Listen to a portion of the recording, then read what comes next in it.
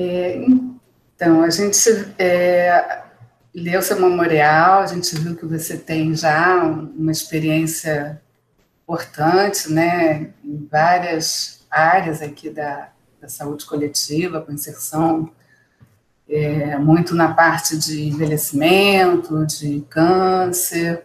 Uhum. E no IESC, Daniele, eu acho que você sabe que eu sou professora, né, interna aqui do IESC, a gente tem esse grande desafio que é o ensino da graduação para diferentes alunos, né, perfis de alunos. Então, a gente tem desde o aluno da saúde coletiva, que é um curso, né, relativamente mais novo, e alunos da área da saúde de diferentes cursos, da medicina, fisioterapia, fonoaudiologia, terapia ocupacional, e que são cursos, em geral, que têm sempre uma certa dificuldade, né, com a linguagem, né, da epidemiologia, da saúde coletiva. Então, são populações assim bem diferentes. Então, eu queria ouvir de você um pouco como é que você se sente, se você se sente assim preparada e quais seriam as suas ferramentas, né, para enfrentar esse desafio, o ensino na graduação, principalmente da saúde coletiva. Eu tive um desafio semelhante quando acredito que todos já leram também a questão do currículo. Eu já trabalho com graduação há algum tempo. Mas as minhas experiências iniciais de docência foram em cursos stricto sensu. E aí, de repente, eu me vi dando aula para graduação, e eu confesso que acho que nos primeiros anos eu fui até um pouco rígida e dura com os alunos, porque eu tinha o nível de exigência que o stricto sensu exigia. Mas ao longo do tempo eu fui amadurecendo, evoluindo, entendendo as necessidades. Acho que a experiência que eu tive também de trabalhar com diversos períodos na instituição privada que eu trabalhei desde de alunos do primeiro período até o meio do curso e nos últimos períodos também. Então, existe essa diferença também, né, com relação à evolução dos alunos. A própria experiência, mas nessa graduação acaba que eu acabei trabalhando mais com alunos da fisioterapia, alguns alunos de curso de farmácia, né? Então tem abordagens diferenciadas. Eu tive a experiência do IESC também, que eu tive a oportunidade de lecionar para graduação de medicina e de saúde coletiva. Então, acho que isso também me ajudou nesse processo de amadurecimento, né?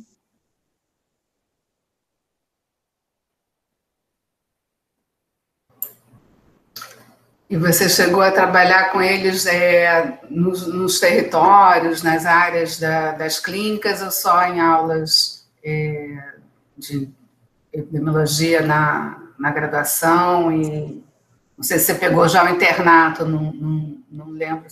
Não peguei. O que eu tive de experiência mais próxima em relação a isso é porque eu trabalhei com os alunos da residência multiprofissional. E aí eu acabei que eu não ia para campo junto com eles, mas eu fazia uma integração do que eles estavam vendo em campo e trabalhando com a questão da vigilância epidemiológica. Então, isso acabou sendo mais próximo do que eu cheguei com esses alunos. Camacho, quer colocar a sua questão? Sim, oi, Daniela, eu sou Luiz Camacho, da ENSP, Fiocruz, tudo bem? Tudo bom. Me chamou a atenção no seu memorial a menção sobre metodologias ativas de ensino. E você pode elaborar, detalhar um pouco mais dessa sua experiência com metodologias ativas? Na graduação, na instituição privada que eu trabalho, a gente já vem trabalhando baseado um pouco que Paulo Freire já colocava, enfim. E como é área de saúde que demanda muita prática, né? A gente trabalha muito com problematização. Lá os alunos têm acesso à clínica escola, então nós trabalhamos com algumas discussões e algumas orientações teóricas, e eles trabalham com a questão da problematização e aplicabilidade dessas atividades. Trabalhamos um pouco também com a questão de sala de aula invertida, então, tentando agregar um pouco a responsabilização do processo de ensino-aprendizagem também para o aluno, né? fazendo com que eles entendam que eles são parte desse processo também, que não é só o professor que vai desenvolver esse tipo de atividade. Então, nós já trabalhamos há um tempo nesse sentido. Professor, está com o microfone fechado. Ouvir. O microfone fechado, Camacho. Você aplicou isso no IESC também? Não, no IESC não. Nesse período, não. Mas você trabalhou antes da pandemia, não foi, com a gente? Foi há muito tempo, foi de 2013 a 2015 que eu fui professora substituta. Já tem um bom tempo.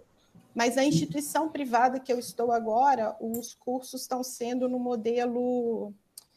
um modelo único de ensino, onde não se tem mais essas disciplinas segmentadas. Na verdade, existe uma integração das disciplinas nos períodos iniciais e eles vão seguindo esses módulos. Então, é muito baseado nessa questão da metodologia ativa de ensino.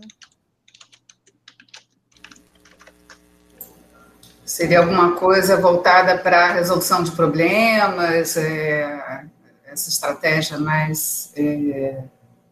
da problematização, do que a gente trabalha com sala de aula invertida e a questão... O que você chama de sala de aula invertida? Eu não conheço esse conceito. É quando o professor, vamos supor, pensando no ensino tradicional, é como se fosse um seminário, mas, na verdade, aquele tema ainda não foi discutido, os alunos são responsáveis por determinadas questões que têm que ser trabalhadas em sala de aula, e acaba que cada grupo vai construindo temas específicos ou até partes específicas dentro de um mesmo tema, e acaba sendo um processo de construção em conjunto do que a gente está estudando. Então, por exemplo, é como se fosse num estudo, vamos supor que nós vamos falar sobre estudo de coorte. Uma parte vai falar sobre as questões dos vieses dentro desse processo, cada grupo fica com uma parte, e vai sendo feito um processo de construção do conhecimento ali em conjunto. Entendi. E em relação à pesquisa, Daniele, voltando para a linha específica que você está se inserindo das doenças crônicas, como é que você vê a tua evolução do ponto que você está, em termos a planejamento de projetos, a busca por recursos, financiamento para os projetos? Quais são, assim, mais ou menos a tua perspectiva? Bom, como todo mundo, eu comecei no início mais trabalhando na questão de coleta de dados, mas já no meu mestrado eu tive a oportunidade de poder trabalhar na construção mesmo do projeto. Eu me inseri numa coorte que já estava em andamento, mas o meu projeto foi desenvolvido com algumas ideias que eu tive junto com a minha orientadora. Então, nessa parte de construção, de começar a pensar no projeto de pesquisa, eu acho que já consegui amadurecer bastante nessa construção desde o mestrado, o doutorado. Nos projetos do grupo de pesquisa que eu integro, nós já conseguimos alguns projetos com financiamentos da Fiotec, FAPERJ, CNPq Universal. Então, são processos que não são fáceis, mas acho que vale muito a pena com relação à experiência que eu fui ganhando ao longo desse período. Nos últimos anos, eu acabei não participando tão ativamente desse processo de captação de recursos, porque depois da minha entrada na Fábio, os processos dos quais eu participo, eles acabam tendo financiamento interno, então eu acabei não participando de nenhum processo de submissão às agências de fomento, nesse sentido.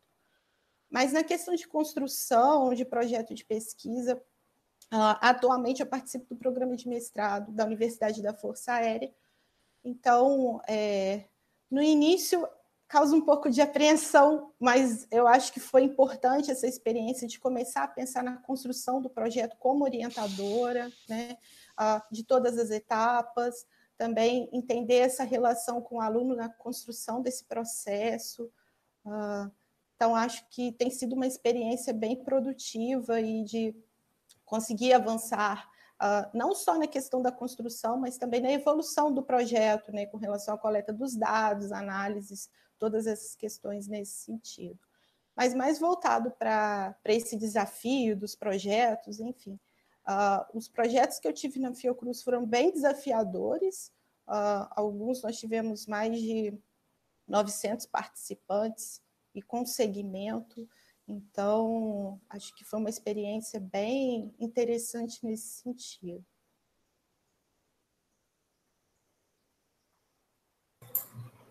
Ok.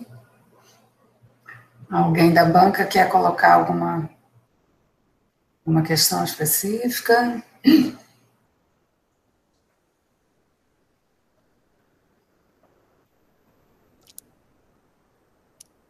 Sérgio.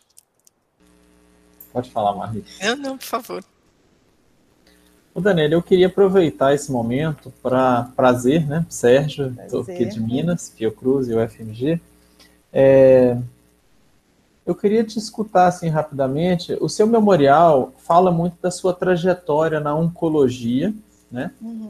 Claramente você tem um pé, né, nessa temática. E também até como experiência docente, didática, em disciplinas muito clínicas, né? Você nunca deixa, você não sai da fisioterapia mesmo lecionando em questões mais específicas da sua área de atuação. É claro que tem alguns projetos mais abertos, enfim, percebi um sobre fragilidade, agora, né, com militares, né, projetos que, se não me engano, são de suas orientações, né, agora recente, do mestrado profissional, enfim. Mas como você se vê professora de um instituto de saúde coletiva em que você precisa, neste momento, na verdade, abandonar, digamos assim, né, um professor de dedicação exclusiva com outro foco, não que você não possa, é claro, atuar dessa forma, mas não, eu entendo que há necessidade de uma mudança de foco e um aprofundamento maior na epidemiologia, na saúde coletiva e em outras temáticas, em que você, por exemplo, cita no final do seu memorial que você está atendendo, né, neste momento, agora, a questão de Covid. Então, assim, você está muito próximo ainda de uma prática da fisioterapia e o concurso, ele, na verdade, te pede, digamos assim, um outro perfil. Como você, enquanto profissional, se enxerga, né, como professora da UFRJ, do Instituto de Saúde Coletiva, com várias demandas de vários cursos de graduação, né, de campo de estágio, como a professora Kátia comentou, enfim, dessa necessidade de trabalhar um pouco mais e essa imersão maior na saúde coletiva, na epidemiologia. Eu vou começar falando um pouquinho mais dessa questão da atividade acadêmica, porque quando eu entrei na Força Aérea em 2017, eu estava exclusivamente com atividade de pesquisa e docência, e estava me questionando um pouco exatamente nessa questão. Poxa, eu sempre trabalhei tão próxima da parte clínica, agora eu estou tão próxima da parte acadêmica. Surgiu essa dualidade em mim. Na época, eu acabei passando um processo seletivo da FAB e entrei com o objetivo de trabalho clínico, mas, na verdade, eu fui puxada também para a questão acadêmica, de pesquisa, enfim. E acho que isso foi um processo importante para mim, porque me desafiou no sentido que eu tive que redirecionar muitas das coisas que eu já havia estudado para conseguir me inserir dentro dessa área específica da Força Aérea, né, que não tinha muita relação com a questão clínica, era um outro olhar, né. No início foi um momento muito difícil e acho que de muitos questionamentos internos, mas a partir dali eu entendi que a questão acadêmica ela era primordial para mim e não assistencial, né? Hoje em dia eu me sinto muito mais realizada quando eu vou fazer o meu trabalho acadêmico. Dentro da FAB eu ainda cumpro alguma carga horária a nível de assistência, mas eu tenho parte da minha carga horária voltada para atividade de pesquisa. Então, foi um processo longo, não tem sido um processo fácil, mas eu acho que é um amadurecimento e uma compreensão que, na verdade, a atividade acadêmica é o que me torna mais realizada do que a assistencial, clínica. Acho que esse é um primeiro ponto, né, da compreensão do quanto a atividade acadêmica ela tem um peso importante na minha realização profissional. A outra questão que eu acho que vai me possibilitar, né, se eu fosse aprovada no processo, era ter a oportunidade de ter essa maior imersão na questão acadêmica, nas atividades epidemiológicas.